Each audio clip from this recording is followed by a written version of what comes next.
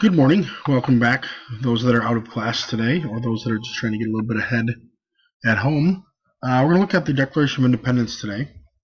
And I think it's easier to understand when we strip away all the legal mumbo jumbo and bring it down to its core.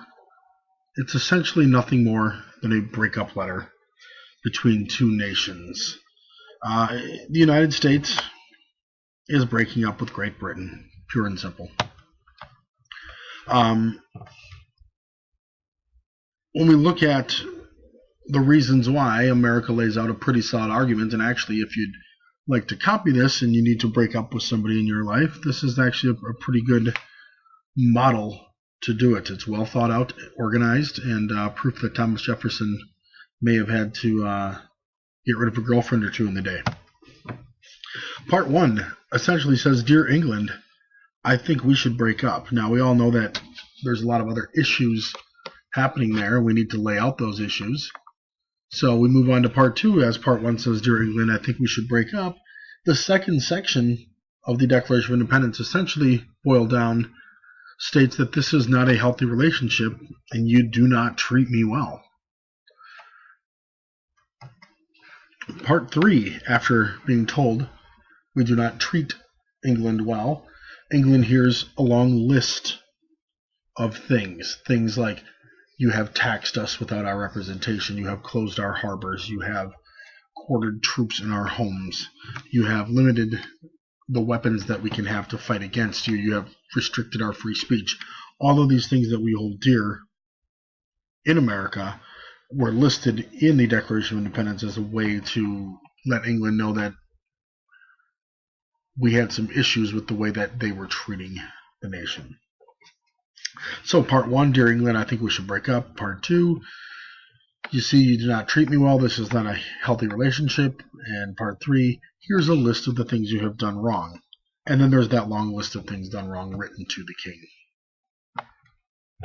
Part 4, after you list all the things that have been done wrong to you, you say, You see, I asked you to treat me better, but you refused. I have no choice but to leave. I hope we can still be friends. And that I hope we can still be friends part is the dagger in your soul. That is the quintessential death stare that you're going to be getting right there. Understanding what England is trying to do to us, we realize we might need England as a friend in the future for a trading partner. We'd like to stay friends with them. England's a nice guy, but not the one that we're looking for. And finally, please accept that we are no longer together and that I am free to do as I please.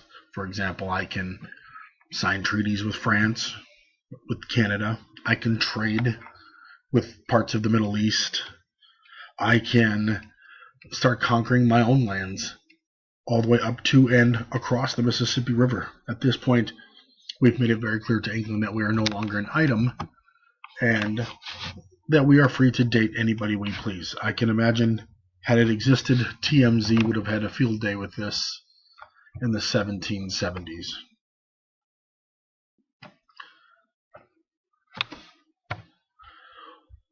Now that we've finished this, you can always come back and take a look at it.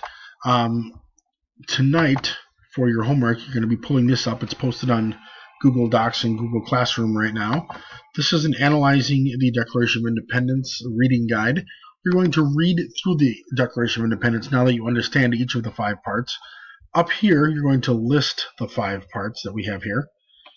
Underneath, you're just going to be simply reading through and hoping to make some sense. And we're going to spend some time going through this in class tomorrow as you read through this tonight for homework. Going through each and every complaint that the United States has against the King of England.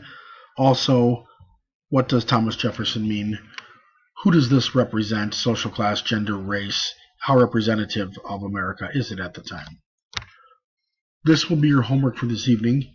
Have this done when you come in. We'll spend 5 or 10 minutes going through this, making sure that we all understand it, and then I will have a Google quiz similar to this one right here posted for us to take in class. It'll be about 4 or 5 questions. Probably have one short answer question for you guys to prove that you know what you're talking about.